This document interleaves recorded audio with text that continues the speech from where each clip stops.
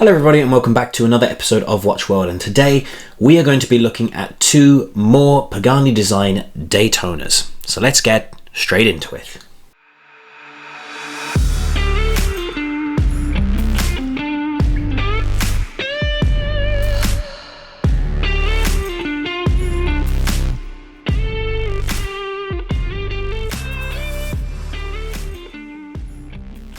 So guys, I hope you're all doing well. So about 2.5 years ago now, I made a video reviewing the Pagani Design Daytona. It was the PD1644 white dial with the two-tone bracelet and case.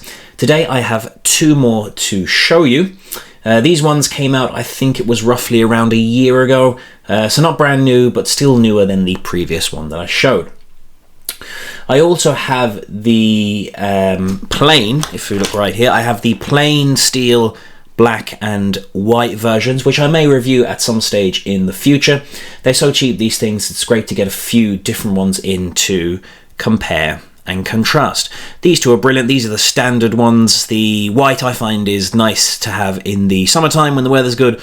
Black one then is much nicer in the winter, I think.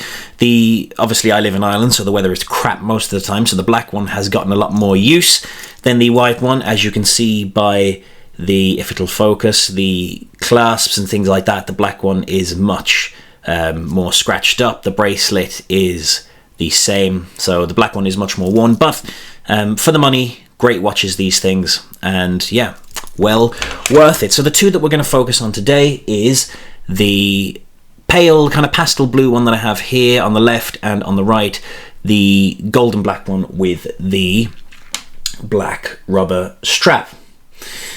So I decided to go for the blue here, as I thought, summer's coming up, it's bright, it's a fun colour. The blue reminds me of, summer days here in Ireland when there isn't a single cloud in the sky and all you can see is that light blue colour up in the sky. But there is a few different ones that you can get. You can get this with green dial, I think there's a pink dial one as well, and then white and black and the blue. All available on Pagani Design's website, official website, for, at the moment, €99.99. So in terms of measurements, we have a 40mm diameter. We have a lug-to-lug of 47mm. You can still see there, I've got the blue stickers haven't come off. I never really take them off, I just let them wear away in their own time. So you can see the top pusher is gone. The left pusher is kind of some bit gone, and the crown is actually all still there. But anyway, 47mm lug to lug. We have a thickness of just 11.5mm and a 20mm inner lug width. We get a very small thickness because of the Seiko VK63 movement inside, that mecha quartz movement, so battery powered, which makes it very slim on the wrist. In terms of the case and bracelet, we have a brushed bracelet, brushed outer links with high polish center links.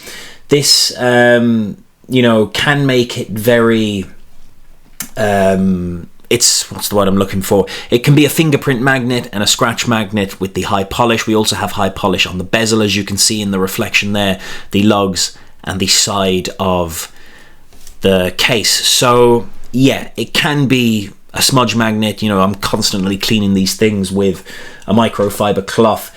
But yeah, if you're going to wear something like this a lot, particularly the stainless steel bezels, because they're polished as well, I'd recommend keeping a microfiber cloth, a small one, in your wallet or in your pocket would be my recommendation. So as I said earlier, this watch features Seiko's Mecha Quartz VK63 movement, meaning it is battery powered, so we can see that the 6 o'clock subdial here is ticking away. That is the running seconds, small seconds. But if we screw down the first pusher here and activate the chronograph, you'll see we get, if it'll focus, we get that sweeping second hand on the chronograph, which is, much more pleasing to look at. Sweeping seconds, in my opinion, much nicer than the ticking of a battery-powered hand. So it's kind of a crossbreed between the two. If we push the button again, the chronograph will stop. If we unscrew this pusher here and push that in, it'll reset back to the top. So let's push these back in.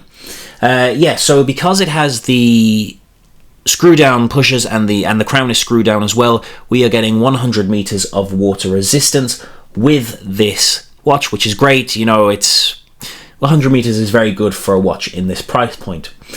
When you pull the crown out, so if we unscrew the crown, the first position will allow us to alter the date. As you can see there, it has a 4:30 date wheel. We'll get onto that later on. Pull it out to the second position then, and we can adjust the time. You will also note there that when the crown is pulled out to the second position to adjust the time, again, if it'll focus, this camera is getting very bad for the autofocus lately. There we go. The second hand at the 6 o'clock subdial has now stopped, so this watch is able to hack, meaning you can sync it up with another time source. Now, we'll screw this back in while it focuses. So yeah, hacking is always a great feature to have on a watch. So yeah, allowing you to sync it up with a time source, maybe if it's running a little late or a little behind, or you want to sync up with another person's time source. Yeah, great feature to have. So yeah, but a negative for me on this watch is the crown. When it comes to pulling out the different positions, they are very close together, meaning that you can pull it out trying to adjust the date wheel, say, but you'll miss that and you'll go all the way out to the end position where it comes to adjusting the time. You'll then have to push it back in again and it pushes in too much and it goes back to the screwing in position. They can be a nightmare sometimes, and Pagani have always been kind of guilty of that, and these watches are no exception. So yeah, maybe that's something they can work on in the future. Another negative for me is the aforementioned 4:30 date wheel. You know, it's also the fact that it's a white background with black writing, so it sticks out like a sore thumb on the blue dial, as it does on, you know, the black dial here and the black dial on the steel version that I have. Again, if it'll focus, come on camera. There we go. Yeah, the date wheel on the white background sticks out like a sore thumb. The only way that is any bit, you know, nice is like here. If it's on a white dial, it's not so bad. It doesn't stick out as much. But on these dials, it's just laziness from Pagani Design. It's cheaper to get a white date wheel. It's obviously a standardized one. But yeah, it sticks out. I don't know why they don't just ghost it, you know, have the date wheel there, but behind the dial so you can't see it like a lot of other homage brands do. Personally, I don't think there's a need for a date wheel at all on this kind of watch, but you know, that's my personal preference. Some people will find the date wheel very handy, and that's fine too. This is all subjective, but for me personally, I think this watch would look better without it. So as with all Mecha Quartz chronographs, as I said, we have the running seconds here at the 6 o'clock. The subdial up here at the 3 o'clock is a 24-hour display, which is, again, in my opinion, pretty much useless. You know, how many of us on a regular basis get confused with morning and night? Not many of us, I would imagine, so again renders this subdial pretty much useless.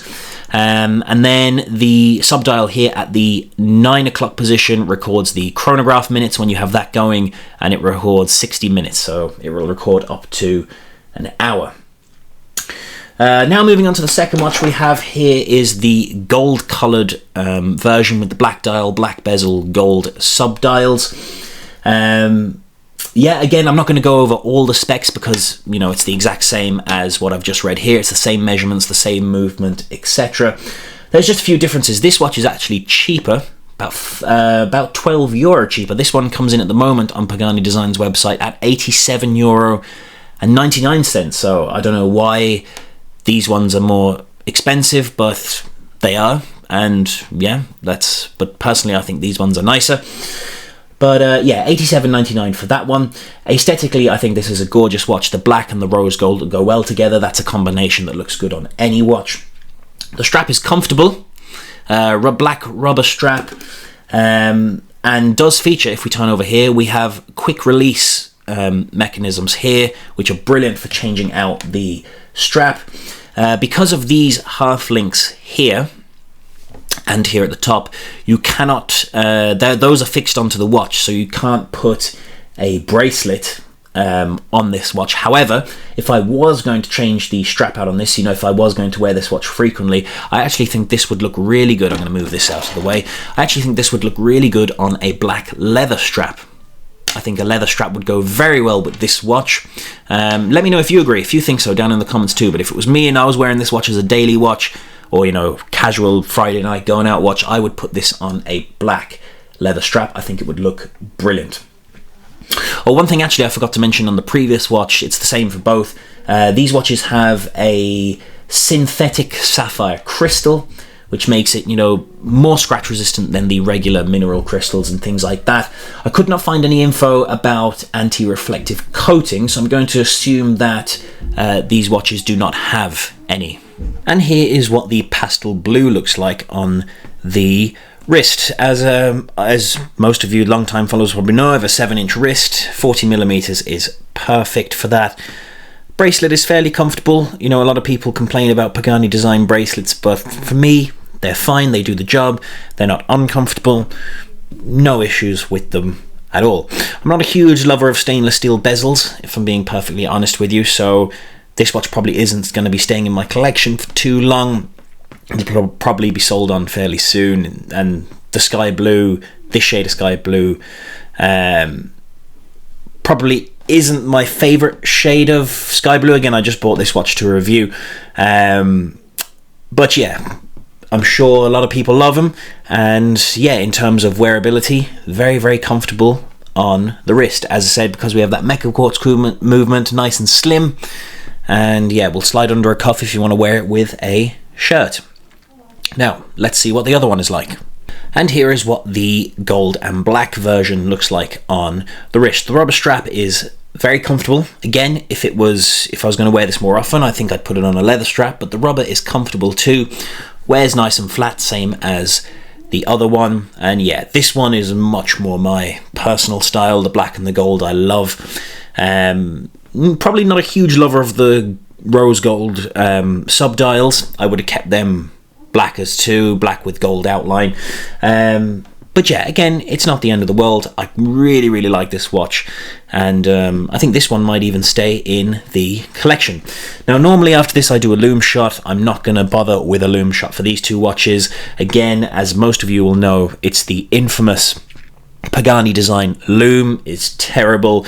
It hardly glows up at all, and it doesn't last for very long, so I'm not going to waste my time and waste your time giving a lume shot until Pagani Design improve the lume in their watches. So there we have it, guys. A look at two more Pagani Daytonas, the pastel blue and the black and rose gold on the rubber strap. I hope you enjoyed this review, guys. If you did, please do hit that subscribe button. It really would help out the channel a lot, and I will see you in the next one. Until then, take care for now, guys.